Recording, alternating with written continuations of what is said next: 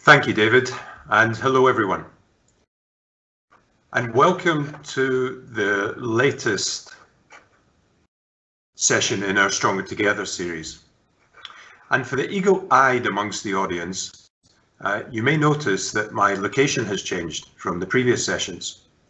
That, I'm delighted to say, is because I'm back in the office this week in Botswana. It does feel like a small victory on the road to some sort of normality. I really do look forward to sitting here in person with many of you in the coming weeks and months. We've been running these sessions for several weeks now, and over this time, most of us have experienced changes to our lives that we could never have predicted, and I'm sure we would never have wished for. We've seen countries go into lockdown, travel routes restricted or suspended, new rules about wearing of PPE, and many, many more issues besides. These emerging challenges and our response were reflected in our first session with Bruce and Paul, who provided detailed updates on what we were doing as a business to keep our people safe. And they also outlined the contingencies we were working on. And this was despite us only beginning to understand the impact that these events were having.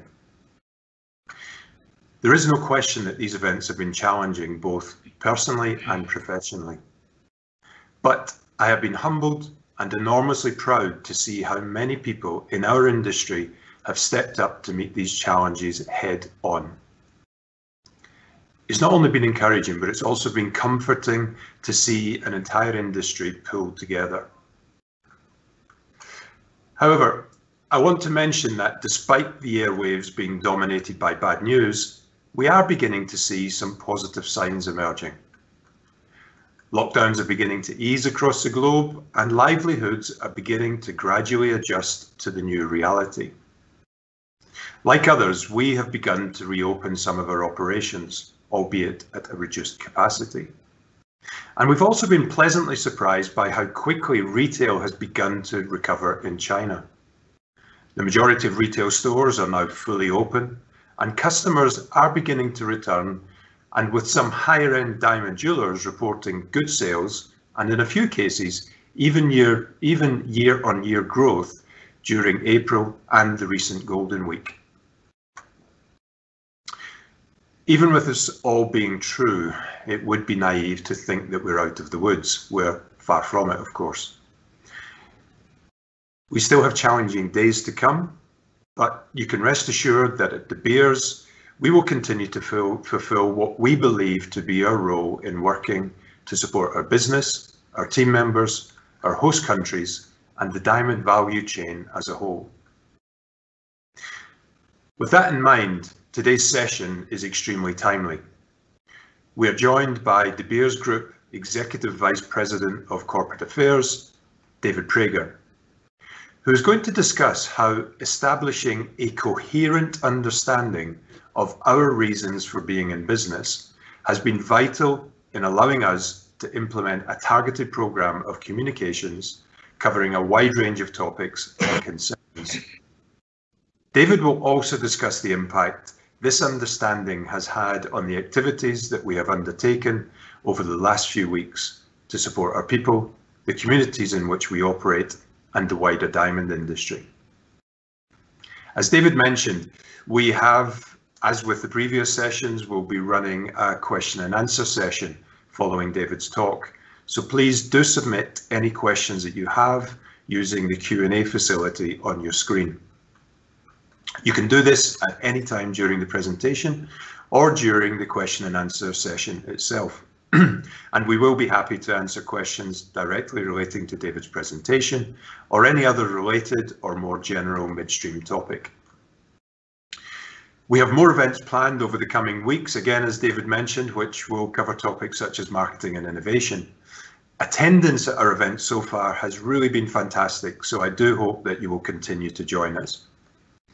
Thank you once again for giving up your valuable time today. And now it is my pleasure to hand over to David for today's Stronger Together session. Well, thank you, Bernard. And I have to say, it's great to see you and the team back in the office. You know, I've said to many people during this lockdown that I think we all finally understand perhaps a little bit of what it's like to be an astronaut. You know, most of us will never get to go into space, but here we are, we're in our own spaceships at home, hopefully with a co-pilot, maybe a crew, and our only interaction with the outside world is scheduled and through technology. So I'm very keen to get back to the world like I know everybody else is. But Bernard, it's great to see you all back at De Beers and doing great work. So thank you so much. And thank you all for joining us for this session. And in particular for this one, which I think is so important, communicating about purpose. This series that we've started running is all about identifying those topics that we think have come to the fore given the current context. So far, we've considered De Beers' production and sales response to the crisis with Paul and Bruce. We've looked at how we care for people with Anne. Nimesh has talked about financial planning and resilience in the crisis. Next week, my colleagues Stephen Lucier and David Kelly from the DPA will talk about marketing in a COVID world. But we thought this topic, communicating with purpose for our industry in this moment, was particularly important. After all, diamonds represent, as we all know, one of the most meaningful purchases a person will ever make. And even before COVID, it was clear that consumers' expectations for the brands they wear and the brands they buy and how those brands express themselves were changing. Consumers expect more from their purchases, and when it comes to luxury, they expect brands to be expressions of their values. Diamonds have always been part of life's most meaningful moments, and they've always been a store of value. But increasingly at De Beers, we think diamonds are a store of values. And for something to be a true expression of values, a person wearing it must establish a level of trust in the brand and the company behind that brand. And when trust is established, it can lead to consumer loyalty, it can lead to real allegiance from your suppliers, and ultimately to increase sales and market share. But broadly speaking, I think we all know there is a general lack of trust in big business to be motivated by anything other than profit. And there's been a lot of research, however, from companies like Edelman and GlobeScan, which show that a purposeful contribution to society is a really important driver of trust. So what does it mean for a business to have social purpose? Well, there are a lot of definitions for this, clearly, but for De Beers, it's really very simple. Purpose is about marrying business value with social value. Purpose lets stakeholders, consumers, and employees know what they can expect from you regardless of the circumstances. So to build trust, we need to demonstrate our purpose in action. And this means going beyond telling people what we do and rather showing them what we stand for. We believe that values drive value. Or to put it another way, we drive value for our business by showing our values in action. Before the crisis, it was really clear consumers were increasingly rewarding brands that shared their values and who demonstrated social and environmental responsibility and positive impact. I'll give you a few numbers. A Cohen Porter Novelli survey reported before the crisis that 88% of people were more likely to buy a product from a company that's purpose-driven. Brands with a high sense of purpose were growing 2.5 times faster than those without.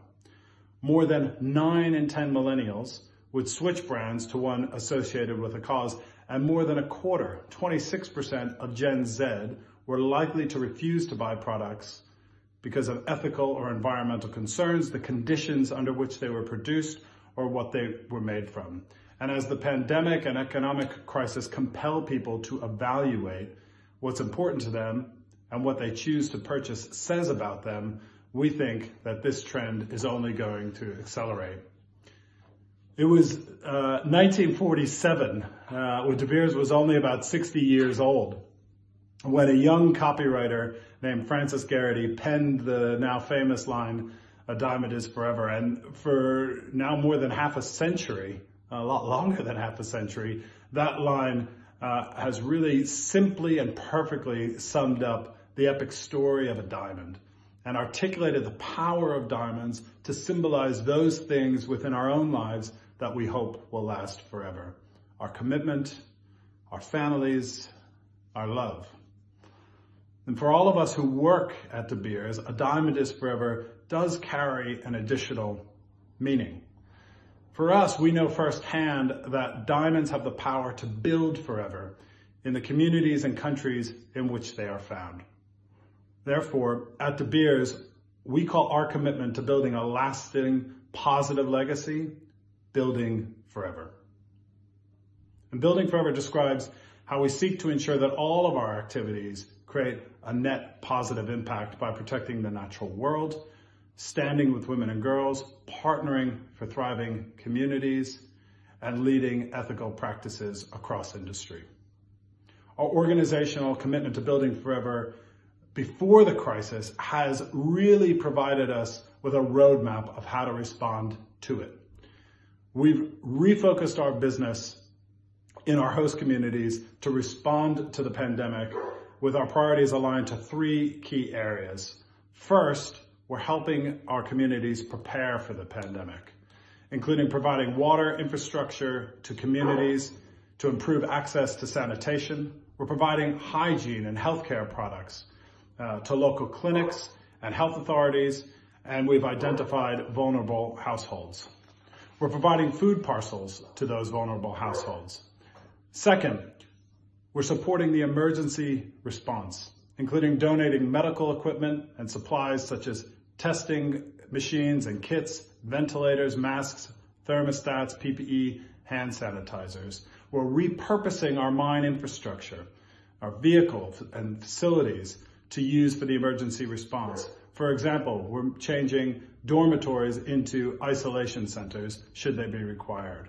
And we're providing social services and shelters working to combat the increased evidence of gender-based violence as a result of the lockdowns. And then lastly, we stand ready to be a partner in the recovery. We've made financial donations to the COVID-19 National Relief Funds, and we're providing support to small and medium-sized businesses, both established businesses and young entrepreneurs across our value chain and in our communities to help them build resilient and sustainable businesses. I have to tell you, one of the privileges of working at De Beers is seeing our teams work, and we have tremendous community, health, and supply chain teams at De Beers that have done just a terrific job in identifying the need, allocating budget and resource, and taking action fast. There was no pandemic playbook that we pulled off of our shelf. These teams have understood the purpose of the business and have acted fast to respond where we could help. And there's never been a debate within De Beers about whether we should do what we're doing, because it was clear that this is what was required of us now to continue living up to our commitment to build forever.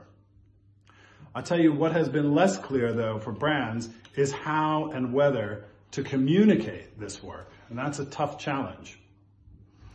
We believe, for us, that we have a responsibility to do so to our site holders, to our Forever Mark partners, to our retailers who carry De Beers diamonds, and ultimately to consumers to report on the action we are taking to respond to the crisis.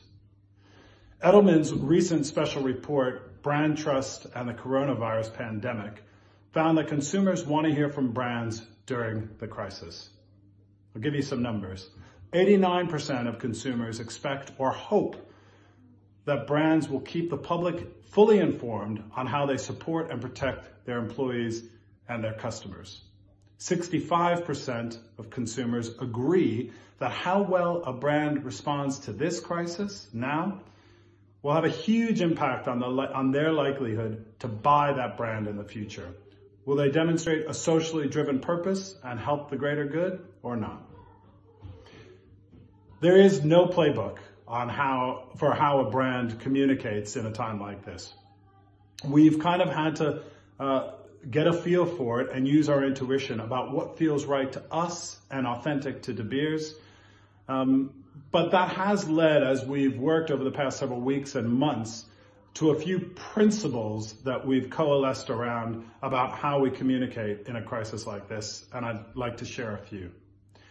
The first, and clearly probably most important, this story is not about us.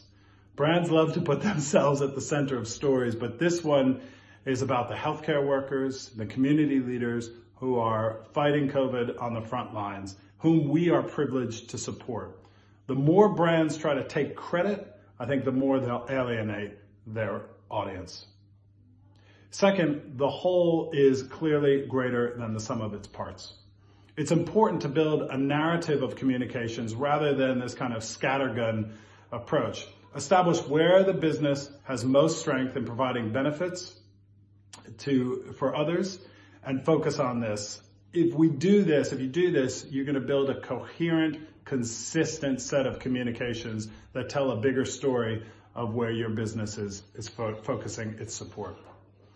Next, make it personal. And this isn't always easy for businesses, but we're really proud of De Beers' response, but this is a time for personal stories, communicating what people are doing to stay focused and what is driving them on the ground to make a contribution. And as we stay focused, importantly, we've got to stay human.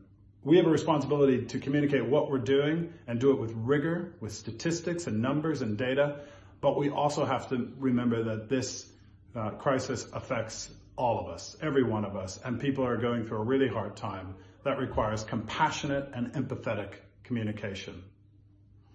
In addition, and I guess alongside that, don't be afraid to inspire. In the same Edelman study that I mentioned earlier, 83% of consumers expect brands to bring people together to help them stay emotionally close. Whether it's transporting people back to the natural world around our operations or sharing the message of diamonds, strength, resilience, beauty, and connection, our communications look to lift people up when they need it most. And then lastly, critically, your communications have to stay true to who you are. Our communications now are just a natural evolution of the purpose-driven communications that you were seeing from us over the past several years. So, as consumers look to express their values and what is important to them coming out of this crisis, they'll turn to those brands that they think that they can trust. We believe brands with an authentic social and environmental purpose, brands that are making the world a better place through their business model, will be those best prepared to respond to it and will be more resilient coming out of the crisis.